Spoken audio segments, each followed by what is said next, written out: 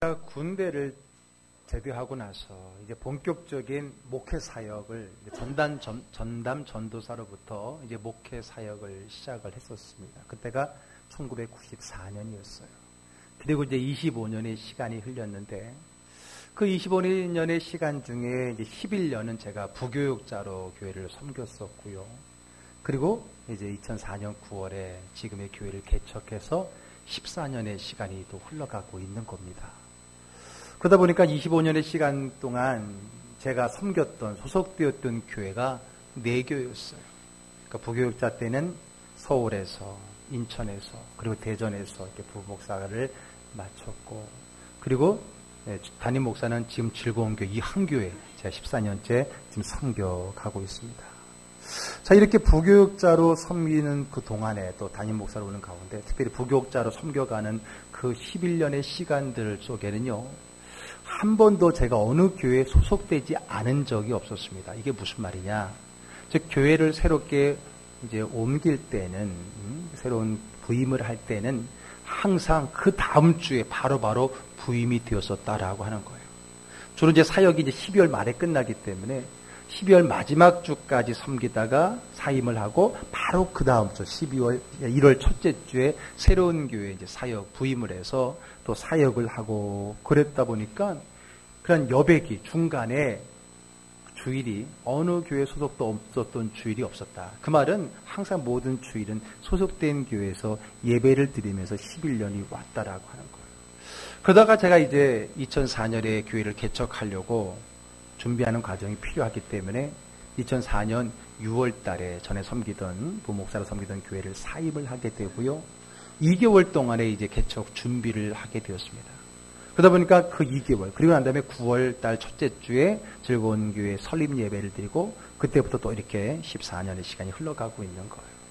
그러다 보니까 저희의 목회 25년 기간 동안에 어느 교회 소속도 아닌 그런 시간은 딱 2개월밖에 없었습니다. 그 2개월 시간.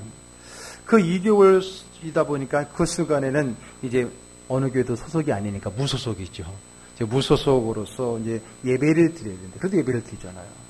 주일 예배를 드리는데, 또 이제 개척을 해야 되기 때문에 이제 교회를 준비하는 과정 속에서 이제 여러 교회를 찾아다니면서 예배를 드리게 되었던 거예요. 그전에는 항상 부교육자로, 그 전이니까 부교육자로서 항상 긴장감 혹은 부담감을 가지고 예배에 참여를 했었는데, 그때는 아무런 소속도 직분도 아니라 그저 어느 교회에 찾아가서 예배를 드리다 보니까 부담 없는, 어떻게 보면 부담도 없지만 또 긴장감도 없는 그러한 예배를 드릴 수 있게 되었다라고 하는 거예요. 그런 경우가 별로 없잖아요. 목사님들 다 자기 교회에서만 주의를 지키다 보니까. 그러다 보니까 새롭게 교회를 가니까 편한 마음도 있어요. 일찍 갈 필요도 없이 다 시간 맞춰서 딱 가면 되고, 또 끝나고 나면 또 자연스럽게 우리의 시간에 맞춰 나올 수도 있겠고요. 가다 보니까 처음 오는 사람이니까 처음 오셨다고 반기면서 등록하라고 등록카드를 내미는 교회들도 있는가 하면, 큰 교회는 너무나 사람이 많으니까 뭐 별로 거들떠보지도 않고 왔는지 안 왔는지도 모르고 그렇게 조용히 왔다 갔다 하는 경우도 있었던 것을 봅니다. 근데 그때 2개월 동안에 여러 교회를 다녔을 때 제 기억으로는 그 예배당의 맨 앞부분의 자리에 앉았던 기억은 없습니다. 거의 뒷부분에 앉았겠죠. 왜? 살피러 갔으니까. 물론 예배를 드리도, 하나님 앞에 예배를 드리도 갔지만 또 교회를 개척 준비하는 과정이 있다 보니까 여러 교회, 특별히 부흥하는 교회를 좀 배우고 보고 관찰하고 그러는 마음도 있었기 때문에, 관찰하려면 맨 앞에 있으면 안 되잖아요. 오히려 다른 사람이 나를 관찰하게 될 것 같으니까 일부러 뒤쪽에 앉아서 예배를 드리지만은 또 여러 환경도 보면서 관찰하고, 이런 부분은 좋구나, 이런 부분은 좀 어떻구나, 그렇게 예배를 드렸던 그런 기회가 한 2개월 정도 있었다라고 하는 겁니다. 근데 그때 2개월은 물론 예배를 드렸다라고 하지만 솔직히 말하면 그 예배에, 그 목사님이 기획한 그 예배에, 혹은 성령님이 이끌어 가시는 그 예배의 깊은 흐름 속에 내가 과연 깊이 빠진 예배를 드렸는가 라고 질문을 해본다면 사실 그렇지 않습니다. 물론 의도도 있었겠죠. 교회에 대한 여러 가지를, 또 교회를 준비하는 과정 속에서 봐야 된다라고 하는 그런 마음 때문인지도 모르지만은, 사실 어떤 면에서 본다면, 그렇다고 제가 말씀을 안 듣거나 뭐 그런 건 아니지만, 그러나 어쩌면 좀 제3자적 입장에서 한 발을 뒤로 뛴 상태에서 전체적인 예배를 참여했었던 것 같아요. 또 하나 그렇게 깊이 빠져들지 못하는 이유 중에 하나는 그 환경이 낯설기 때문에 그렇죠. 처음 앉는 자리, 처음 와보는 자리, 심지어는 그 당시로 봤을 때는 11년 동안 전역하고 나서 11년 동안 내가 소속된 교회의 직분, 부교육자의 직분을 가지고 드렸던 예배와는 달리 그냥 아무것도 없이 편하게 드린 예배다 보니까 오히려 그것도 낯설기도 하고요. 그래서다 보니까 그 예배에 사실은 깊이 빠지지 않았던 생각이 들고 그 낯선 그 감정의 긴장이 더 갖게 되었던 것을 보게 돼요. 그래서 편하게 예배 흐름에 집중하고 함께 흘러가기보다는 오히려 주변을 살피고 또 점검하고 관찰했던 그런 예배가 아니었나 생각이 듭니다. 그래서 이 부분은 이래서 좋네. 이 부분은 좀 이래서 그런 것 같다라고 제 나름대로의 제 목회와 예배를 구상하면서 예배를 드렸던 그런 기억이 나게 됩니다. 다시 말해서 그때 그 예배는 진정한 예배자로서 예배에 온전히 빠져들지 못했다라고 사실 고백할 수 있어요. 여러분들도 무슨 바쁜 일이 있거나 타지에 갔을 때 우리 본교회가 아니라 다른 교회에서 예배를 드릴 때도 물론 하나님 앞에 드리는 예배이지만은 왠지 그 낯선 환경 때문에 그 예배에 집중하거나 그 예배가 흘러가는 그 길 따라 깊이 들어가지 못하는 그런 경험들 해보셨다면 아마 저의 마음을 이해할 수 있을 겁니다. 우리 교회 올해 표현은요, 성숙입니다. 근데 성숙을 뭐라고 표현했냐면 바로 기본에 즐거움을 더하다 그랬어요. 다시 말해서 성숙한 신앙인 즐거운 신앙생활을 우리가 추구하자라고 하는 거예요. 그래서 즐겁다, 즐긴다라고 하는 것은 바로 그것에 깊이 빠져든다라고 하는 겁니다. 이미 관찰도 했고 적응의 단계를 지났고 또 익숙함을 지났기 때문에 이제는 그 다음에서 충분히 그것을 음미할 수 있고 깊이 빠져 누릴 수 있다는 거예요. 근데 처음에 가게 되면 아까 말한 것처럼 관찰하게 되고 또 그것을 주변에서 기웃거리다 보면은 그 음미와 깊은 그 자리, 즐거움의 자리에 들어가지 못할 때가 있잖아요. 그런 면에서 본다면 이 즐거움이라고 하는 것은 신앙의 성숙이라고 하는 거예요. 그런 관찰과 주변의 어떤 그런 상태를 뛰어넘어서 더 깊은 그 은혜의 자리에 들어갈 수 있다고 보기 때문에 그것이 즐거움이기 때문에 즐거움은 성숙함으로 연결이 되어지는 겁니다. 그 중에 이번 달의 주제는 바로 예배입니다. 우리가 기본의 즐거움을 더하자 하는데 그 기본 중에 하나인 예배. 어떻게 이 예배가 즐거운 예배가 되느냐. 다시 말해서 성숙한 예배, 은혜의 깊은 은혜의 자리에 들어갈 수 있는 예배, 그 즐거운 예배를 우리가 어떻게 드릴 수 있느냐. 이것이 이제 이번 달에 우리의 주제입니다. 여러분, 우리 교회 주보에 보게 되면은 그 모이는 요일의 그 예배마다 명칭이 있는데 우리 주일 오전 예배의 명칭은 뭐예요? 즐거운 예배예요. 즐거운 예배. 우리 교회 모임마다 다 명칭이 있는데 우리 지금 이 시간에 함께 드리는 주일 오전 예배 명칭은 바로 즐거운 예배라는 거예요.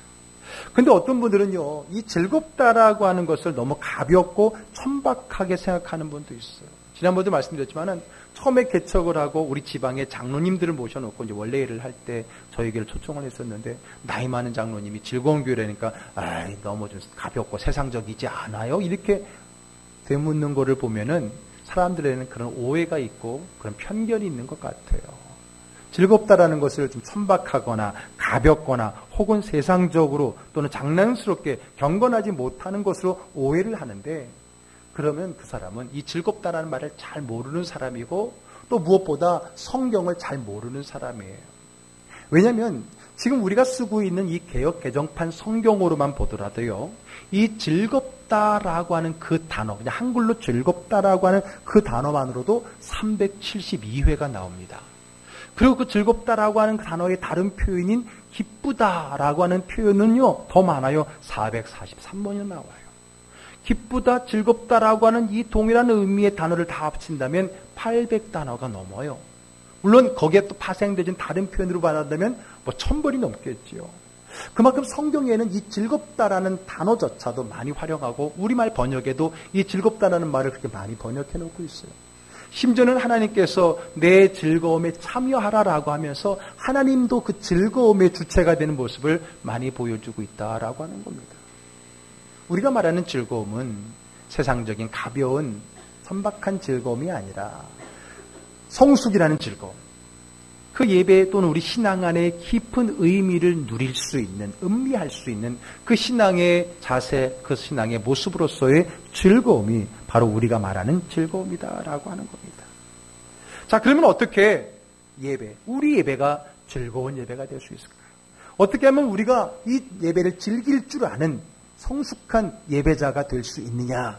이것이 이제 우리가 한 달 동안에 함께 나눌 말씀의 주제입니다. 그 중에서 오늘 첫째 주에 함께 나눌 주제는 바로 왜 어떻게 하면 우리가 더 즐거운 예배를 드릴 수 있을까요? 그 첫 번째가 바로 우리 교회가 있기 때문이다. 그래서 우리 예배가 더 즐거운 예배가 될 수 있다. 무엇이 있기 때문에? 우리 교회. 그냥 교회가 아니라 우리 교회가 있기 때문이라는 거예요. 물론 여러분, 하나님을 믿고 하나님께 예배하는, 그리고 하나님의 임재가 있는 모든 교회는 다 하나님의 교회입니다. 어떻게 우리 교회만 하나님이 계십니까? 어떻게 우리 교회만 하나님께 예배드릴 수 있습니까? 아닙니다. 지금 이 시간에도 곳곳에 있는 모든 교회들마다 하나님의 임재 가운데 예배를 드리고 있는 거예요. 그러나 여러분, 하나님은 이 시간에 어느 교회든지 계시지만은 문제는 나는 어느 곳에 있을 수 있는 그런 무한한 존재가 아니에요. 우리가 있을 수 있는 공간은 한 군데밖에 없고 우리의 소속은 한 곳에밖에 소속될 수 없다라는 겁니다. 그래서 여러분, 모든 교회가 다 내 교회가 아니고 우리 교회가 아닙니다. 여러분, 그러나 오해하지 마세요. 여기서 말하는 내 교회, 우리 교회, 우리는 소유를 말하는 게 아니에요. 내 것이다라는 게 아닙니다. 소유를 말하는 게 아니라 소속을 말하는 거예요. 우리가 내 교회 그러면 이 교회가 내 거라는 게 아니고 내가 그 교회에 소속되어 있다. 내가 속한 교회라는 거예요. 우리 교회 그러면 이 교회가 우리 거라는 게 아니라 우리가 소속된 교회라는 뜻이에요. 이거 착각하면 안 돼요. 근데 많은 분들이 착각해요. 여기가 내 교회, 여기가 우리 교회. 그 소유권을 가지고 그 소유권이 기득권이 돼버려서 교회가 분열이 되고 어려움을 당하는 경우가 많잖아요. 그래서 여러분, 우리가 내 교회, 우리 교회라는 말 저는 거부 반응하지 않습니다. 그런데 그게 소유가 되면은 문제가 되는 거예요. 그래서 우리는 소속으로서 내 교회, 우리 교회가 있잖아요. 하나씩 있고 바로 저와 여러분들은 이 즐거운 교회가 내 교회요, 우리 교회라고 하는 것입니다. 어쨌든 하나님은요, 모든 교회에 계시지만은 우리는 모든 교회에 있지를 않습니다. 우리는 분명히 우리가 소속된 교회가 있어요. 우리가 함께 예배 드리는 교회, 내 이름이 기록되어져 있고 내 이름이 불려지고 내 자리가 있는 그 예배, 그 교회가 있다라고 하는 거예요. 바로 그 교회에서의 예배가 내 예배를, 나의 예배를 더 즐겁고 성숙한 깊이 있는 예배의 자리로 인도한다라고 하는 거예요. 제가 앞에서도 2개월간의 저의 그 무소속 기간을 이야기했잖아요. 그때는 제가 가고 싶은 교회를 갈 수 있는 그런 자유함도 있고 편리함도 있지만은 그러나 그 예배의 깊은 은혜의 자리에 빠져들기가 쉽지가 않았다라고 하는 거예요. 여러분들도 그런 경험이 있어서 알 거라는 겁니다. 그런 느낌을 받았을 겁니다. 자, 그러면 이제 오늘 본문으로 가볼게요. 오늘 본문은요, 우리 교회를 잃어버렸던 사람들이 다시 우리 교회를 갖고 그곳에서 예배를 드리며, 첫 번째 예배를 드리며 기뻐하고 즐거워하는 장면의 내용이 오늘 본문의 말씀입니다. 제가 2주 전에 느헤미야에 대한 본문의 말씀을 하면서 이스라엘 민족이 어떻게 멸망하고 어떤 과정으로 회복되는지를 말씀을 드렸는데 그 배경과 비슷한 거예요. 남유다가 기원전 586년에 바벨론에 의해서 멸망을 당했다 그랬잖아요.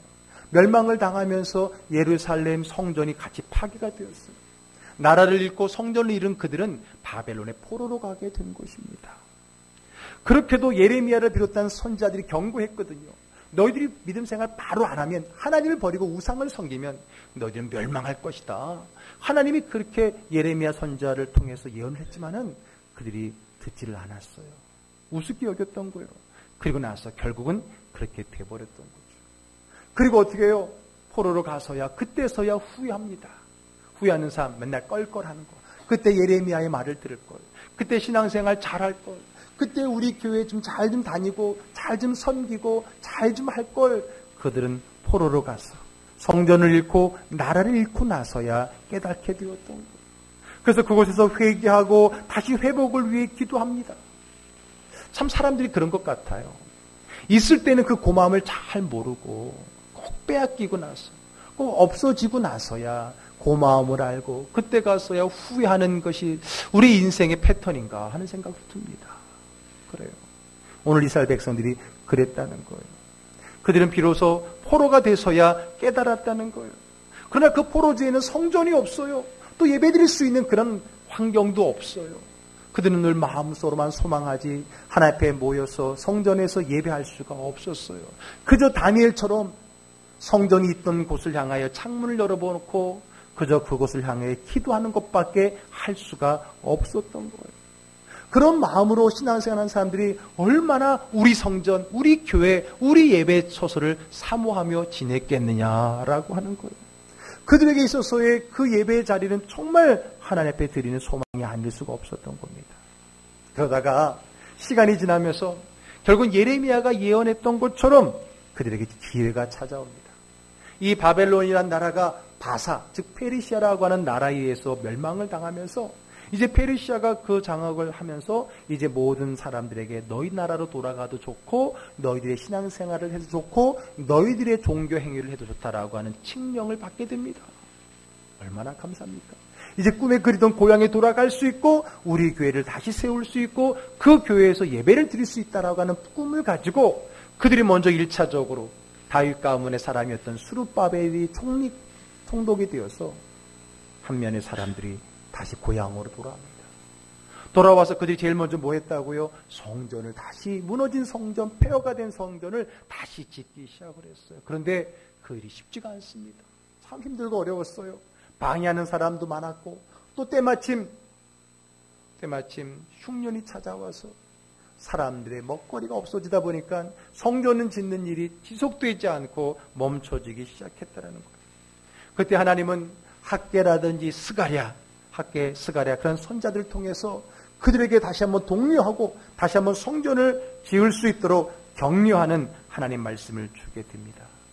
그래서 우여곡절 끝에 결국은 성전을 완공하게 되어지는데 그때가 언제냐? 오늘 본문 앞절에 나온 것처럼 페르시아 다리오 왕 제6년 아달월 3일, 역사적으로 말하면 기원전 516년에 그들이 멸망하고 나서 꼭 70년 만에 그들이 성전을 다시 짓게 되었다라는 거예요. 자, 이제 오늘 본문은 그렇게 꿈에도 그리고 소망했던 우리 성전, 우리 교회를 우여곡절 끝에 짓고 난 다음에 그 다음 뭐 할까요? 짓고 난 다음에 봉헌식을 하잖아요. 그 성전 봉헌식을 하고 그리고 바로 찾아온 유월절이라는 절기를 지키는 내용이 오늘 우리가 함께 읽었던 그 본문의 배경이다라는 거예요. 자, 오늘 16절 한번 읽어보겠습니다.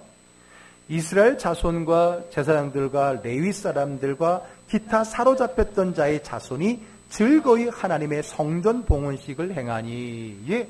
자, 지금 성전을 우여곡절 끝에 그리고 70년 만에 무너진 지 다시 짓고 나서 그들이 얼마나 예배를 기쁨으로 감격을 드렸겠어요. 성경도 그것을 분명히 표현하고 있어요. 어떻게 예배를 드렸다고요? 즐거이 드렸다. 즐거이. 영어 성경은 with joy. 예? 즐거이 드렸다. 여러분, 한 단어이기 때문에 그냥 쉽게 읽고 지나갈 수도 있지만은 저는 이 즐거이라는 단어를 너무 쉽게 해석할 수 없어요. 한번 생각해 보세요. 나라를 잃고 성전을 잃었고 예배를 드리고 싶어도 드리지 못하고 예배를 드리고 싶어도 드릴 공간이 없고 폐허가 돼버린, 아니 갈 수도 없는 그 성전을 생각하고 다시 그 성전이 회복되기를 간절히 소망하며 수십 년의 시간이 지났어요. 그리고 나서 얻게 된 그들의 성전에서 예배를 드린다. 여러분, 그것이 단순히 즐거이라는 한 단어로 넘어갈 수 있는 내용이에요? 아니에요. 얼마나 감격스러웠겠어요. 아마 그 즐거이에는 눈물로 범벅이 됐을 겁니다. 눈물을 흘리며 그 성전의 회복을 기뻐하며 하나님 앞에 감사하며 통곡하며 예배를 드리지 않았겠습니까?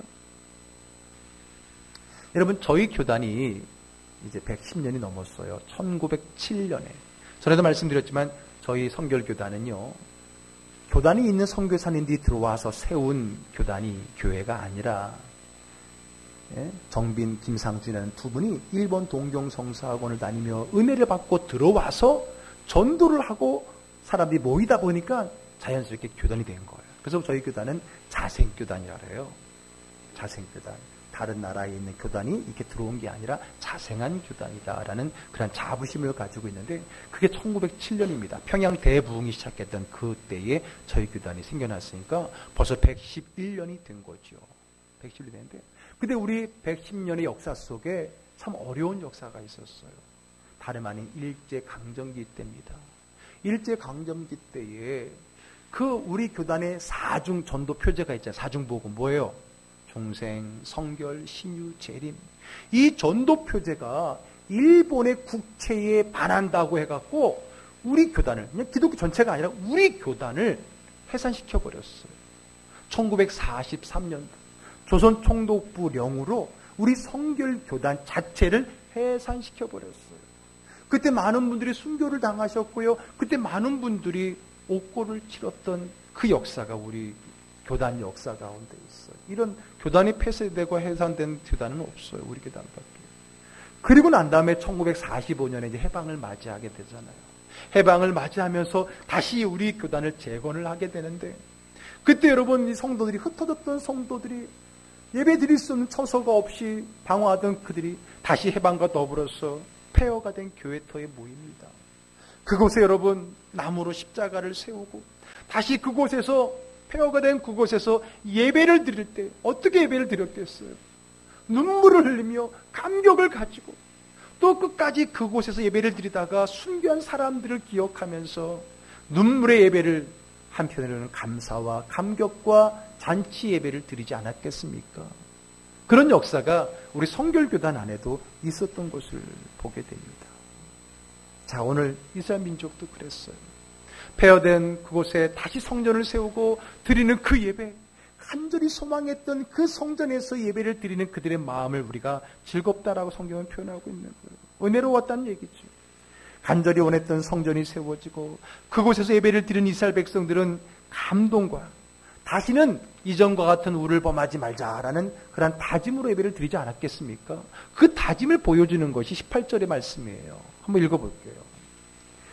제사장을 그 분반대로 레위 사람을 그 순차대로 세워 예루살렘에서 하나님을 섬기게 하되 모세의 책에 기록된 대로 하게 하니라. 모세의 책에 기록된 대로 하니라. 이 말은 뭐예요? 그동안에 우리가 신앙생활을 내 멋대로 해왔거든요. 내 멋대로 자기 멋대로 가고 싶으면 가고 안 가고 싶으면 안 가고 막 안 간 날 더 많았겠지. 결국은 자기를 합리화시키고 그렇게 자기 소견대로 자기 멋대로 자기 합리화시키는 신앙생활을 해오다가 결국은 나라도 망하고 교회도 없어지고 포로가 되었잖아요. 그런 경험을 갖고 있기 때문에 그들이 다시 성전을 재건하고 회복할 때는 어떻게 했어요? 이번에는 신앙생활 제대로 해야지. 하나님 말씀대로. 자, 모세의 책은 하나님의 말씀에 대한 하나의 대표적인 표현인 거예요. 모세의 책은 모세 5경, 창세기, 출애굽기, 레위기, 민수기, 신명기 5권을 얘기하는데 그것에 정한 대로 하나님 말씀대로라는 얘기에 결국 그들의 예배를 제사장인 분바대로 레위 사람은 그 순차대로 이렇게 우리 마음대로가 아니라 성경이 정한 대로 그리고 모세의 책에 기록한 대로 하나님 말씀대로 이제 신앙생활을 하기로 다짐하면서 새로운 마음으로 신앙 예배가 시작이 됐다라고 하는 겁니다. 그리고 난 다음에 바로 찾아온 절기가 무슨 절기였냐? 유월절 절기였어요. 자, 19절 읽어봅시다. 사로잡혔던 자의 자손이 첫째 달 14일에 유월절을 지키되, 유월절을 지킨대. 다른 절기도 참 의미가 있지만은 이 유월절 절기는 그들에게 더 큰 의미가 있었을 거예요. 유월절의 기원이 뭐였어요? 애굽의 노예였던 그들이 이 유월절을 계기로 해서 그 한 마리 어린 양의 피가 우리 집 물 앞에 붙여지고 그 양고기를 먹을 때에 하나님의 죽임의 영이 우리를 뛰어넘어갔었고 그 사건이 있는 결과 우리는 애굽의 노예로부터 해방이 되었거든요. 그래서 유월절은요 애굽으로부터의 해방절기예요. 근데 이제 여러분 이번에 유월절 지킬 때 그들의 마음속은 또 뭐예요? 유월절의 첫 번째였던 애굽으로부터의 해방뿐만 아니라 이번에는 뭐예요? 바벨론의 포로로부터의 해방이잖아요. 제2의 유월절이잖아요. 그런 마음을 가지고 그들이 드리는 그 유월절은 얼마나 의미 가득한 감격과 감동의 예배였는가 한번 생각을 해보자는 거예요. 그런 의미를 가지고 눈물을 흘며 예배를 드렸다라고 하는 거예요. 그러므로 이 유월절 예배는 또 한 번의 감격과 감동의 예배였을 거예요. 그래서 그들은요, 정석껏 마치 그들의 조상이 처음 애굽을 나올 때 처음으로 드렸던 그 유월절만큼 또 다른 감격의 예배를 드렸다라고 하는 거예요. 그래서 제사장을 비롯한 모든 백성들이 몸을 정결하게 하고 자신들의 죄를 대속하여서 유월절 양이 희생했듯이 그 양을 잡고 또 그 양을 먹으면서 예배를 드리는데 그 예배를 드리는 장면을 성경은 또 이렇게 표현하고 있어요. 22절을 읽습니다. 즐거움으로 이레 동안 무교절을 지켰으니 이는 여호와께서 그들을 즐겁게 하시고 또 아스루 왕의 마음을 그들에게로 돌려 이스라엘의 하나님이신 하나님의 성전 건축하는 손을 힘있게 하도록 하셨음이었더라. 아멘. 그 예배를 어떻게 드렸다고요? 즐거움으로.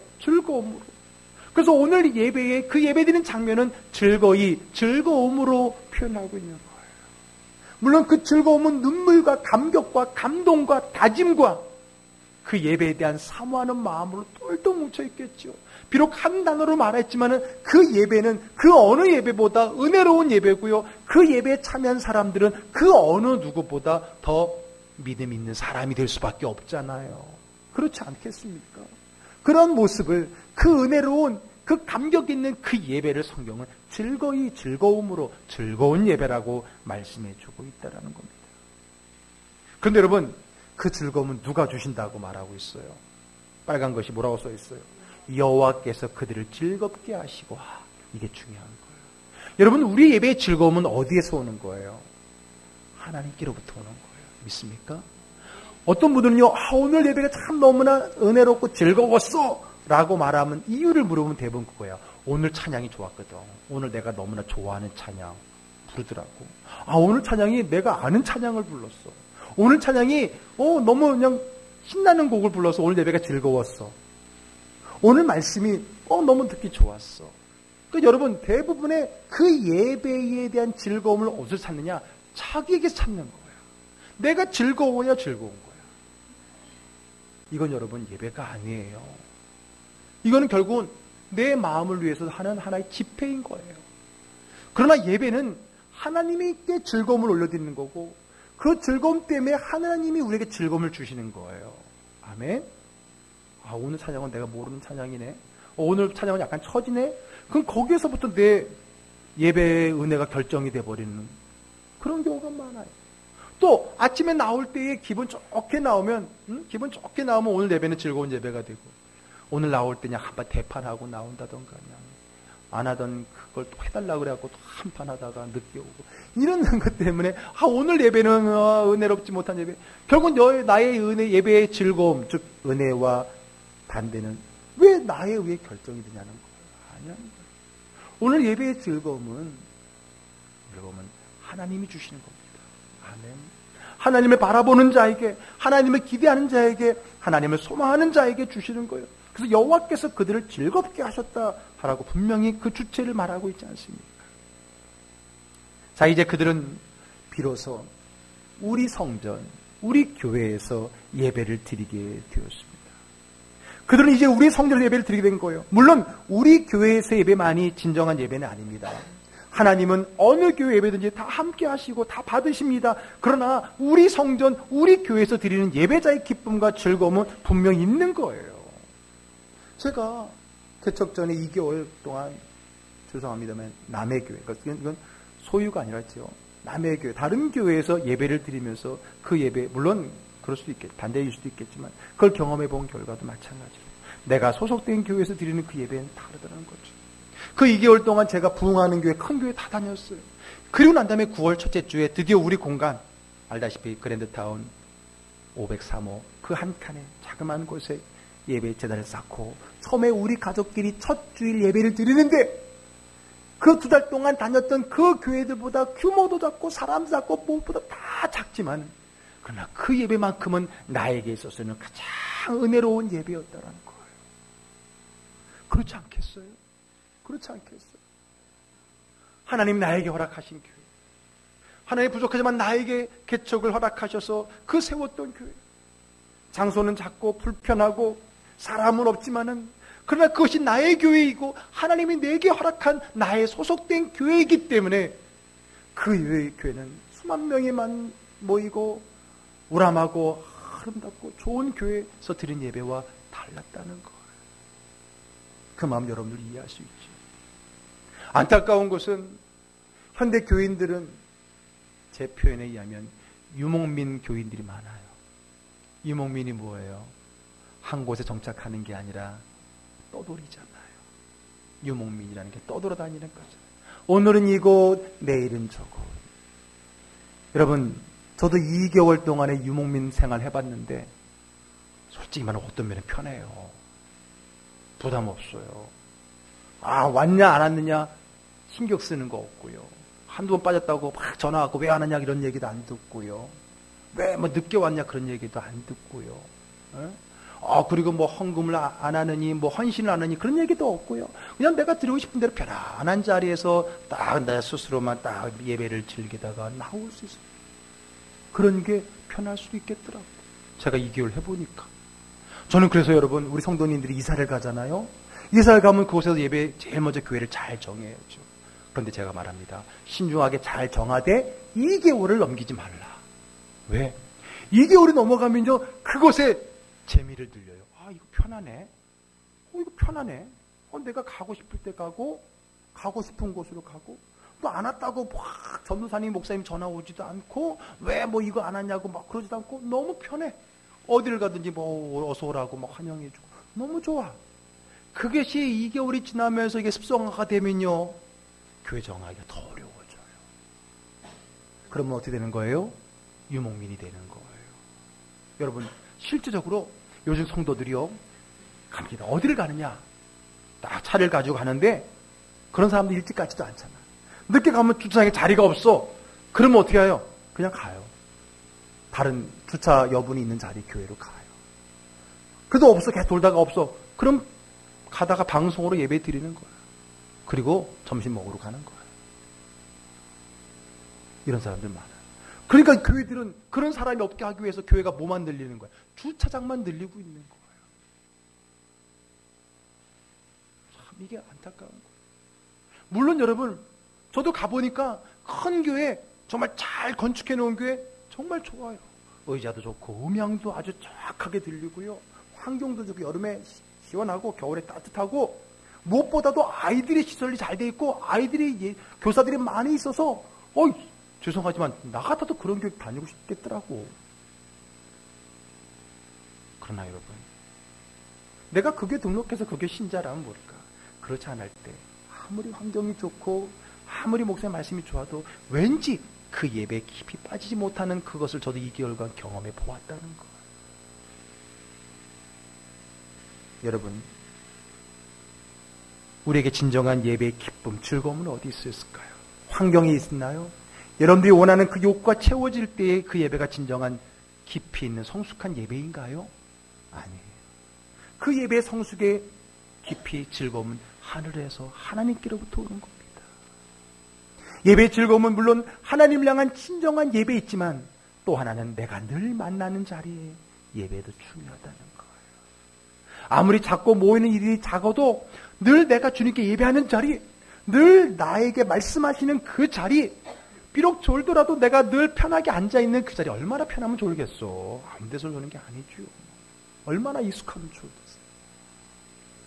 그 자리 아무리 불편해도 내가 자꾸만 주위를 살피지 않아도 되는 오직 하나님 말씀과 은혜에 집중할 수 있는 자리, 무엇보다 주보꽂이 내 이름이 있는 내 주보가 있는 그 자리, 늘 새벽마다 강단에서 목사님의 입술을 통해 기도 시간을 통해 내 이름이 올려지는 그 자리, 아무리 작고 아무리 불편하고 아무리 적어도 그곳에서 내가 하나님의 더 깊은 예배의 은혜를 누릴 수 있는 자리라는 사실을 믿으시기를 바랍니다.